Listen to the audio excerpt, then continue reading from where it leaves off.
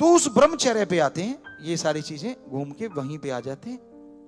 उस ब्रह्मचर्य में होता क्या था? अब ब्रह्मचर्य में एक शक्ति क्या होती है?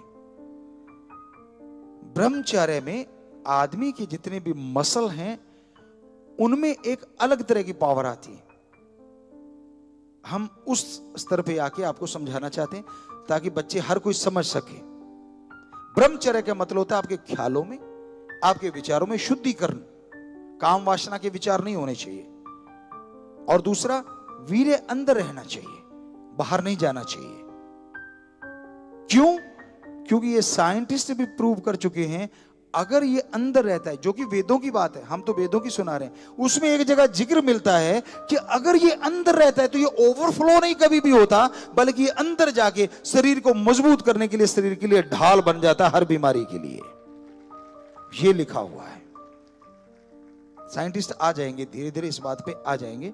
थोड़ा सा तो आए हैं, लेकिन धीरे धीरे हमें लगता आ जाएंगे, उनको आना ही पड़ेगा। बाकी बातों पे आगे तो इस पे भी आ जाना है कि ओवरफ्लो नहीं होता, क्योंकि वो गुरुकुल में रहते थे, वहां का वातावरण ही ऐसा था, शुद्ध था, पवित्र था, वहां इसकी चर्चा ही नहीं होती थी, चर्चा ही नहीं थी। आजकल तो गंद देखना 4-5 साल का बच्चा शुरू कर लेता है।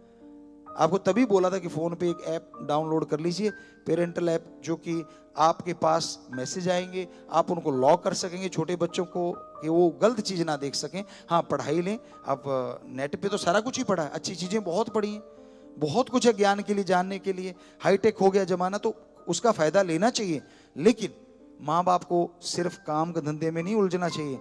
वो पेरेंटल ऐप जो भी हैं, बच्चों ने बताई हुई थी IT विंग वालों ने कि गुरुजी बहुत सारी आ गई हैं, जिसमें आप उनके फोन में से और उनके वो चैनलों को लॉक कर सकते हैं जो चाहते हैं कि उनको ना देखा जाए, उस टाइप के। और जो वो देखेगा वो आप देख सकते हैं, आपको पता चल सकता है।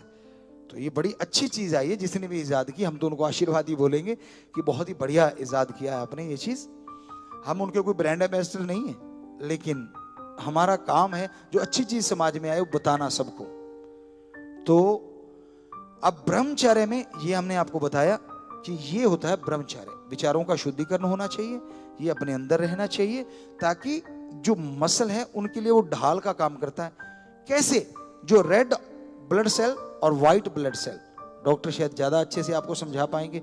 हमें जो लग रहा है, क्योंकि हमने जितना विज्ञान को पढ़ा, जितना का नॉलेज रखते हैं, उसके अकॉर्डिंग आपको बताएंगे। हम नहीं कहते कि हम विज्ञान में चरम काष्ठा पे पहुंचे हुए हैं, जी नहीं।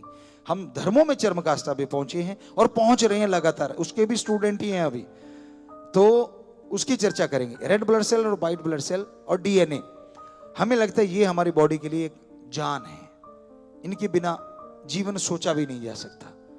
तो उनका टूटना तय होता है, रेड ब्लड सेल का नए बनना तय होता है, उनका टाइम पीरियड होता है, वो डॉक्टर साहब जानते हैं अच्छे से। लेकिन अगर वो स्वस्थ पैदा हो, जैसे पालक खा लीजिए आप, पालक में ये शक्ति, आयरन है कि वो आपकी शायद may be red blood cell को ज्यादा मजबूत करेगा, व्हाइट को सपोर्ट कर सकता है, लेकिन यहां तक हमें नॉलेज है कि वो रेड ब्लड सेल को और भी मजबूत करेगा। और B12 जिस चीजों में पाया जाता है, मे बी वो शायद व्हाइट ब्लड सेल को ज्यादा मजबूत करते हैं। तो वेदों में ये सारी चीजें दी हुई हैं कि उससे क्या होगा, आपके रेड ब्लड सेल पावरफुल बनेंगे। बनते तो सबके अंदर ही है।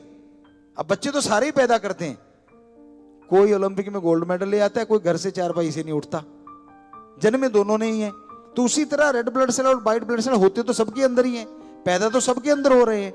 अब एक के अंदर इतने स्वस्थ हो रहे हैं कि आने वाली बीमारियों को लड़के खत्म कर सकते हैं। DNA में इतनी पावर है। अब DNA जिसका मजबूत है, बीमारी नजदीक भी नहीं फटकती।